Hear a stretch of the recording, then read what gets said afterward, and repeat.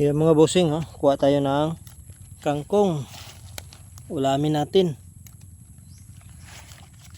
Ayan, adubuhin. Maganda gawa nung naulanan sila. Biglang tumaba yung kangkong, gumanda yung dahon. So ayan. Pang ulam. Libreng ulam na tayo, adobo.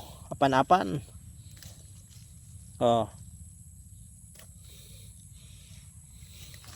Maganda yung talbos, kulay pula yung kangkong. Mas masarap itong kulay pula. Manamis-namis kaysa doon sa puti. Ayan.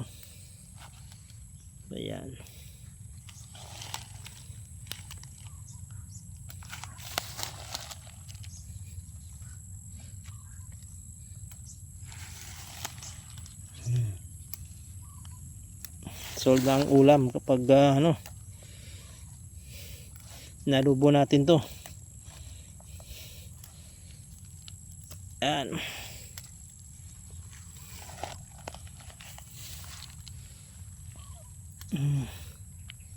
Ang ganda ng talbos.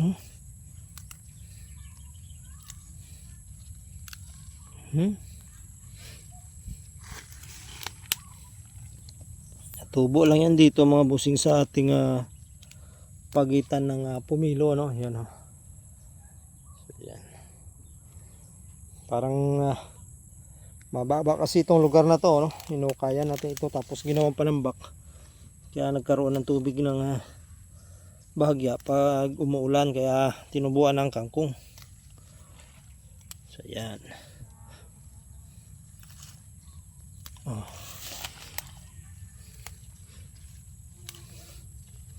May halong puti.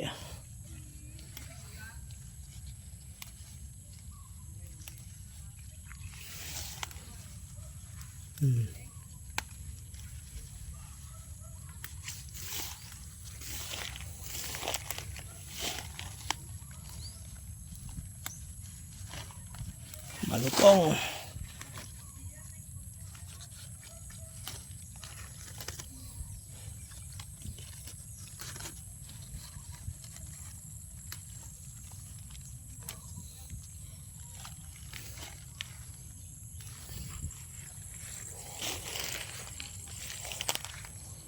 Okay, ayos na to mga boss.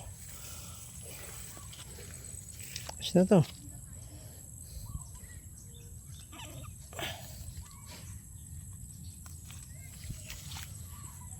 Wala na ganong bunga yung ating talong.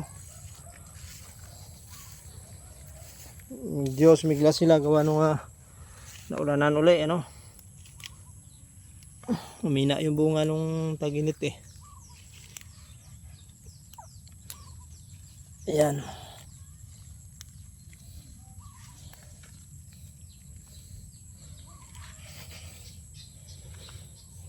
Okay. Ayos na.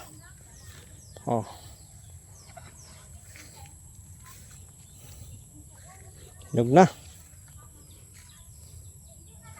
Malapit na. Yan.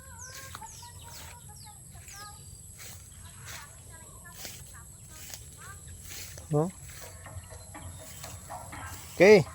So mayroon pa dito mga busing. Ito yung mga huling tanim natin na talong mga busing. Medyo nabansot ito gawa nung inabot ng init ito. Ngayon lang sumigla ito gawa nung nabasa lagi ng ulan tuwing hapon. Okay. Ito magandang dito talbos.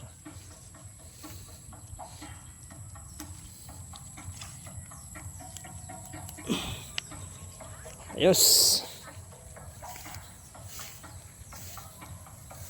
Malapit na, dilaw na. Wow, bakit kaya nangitim tong isa rito?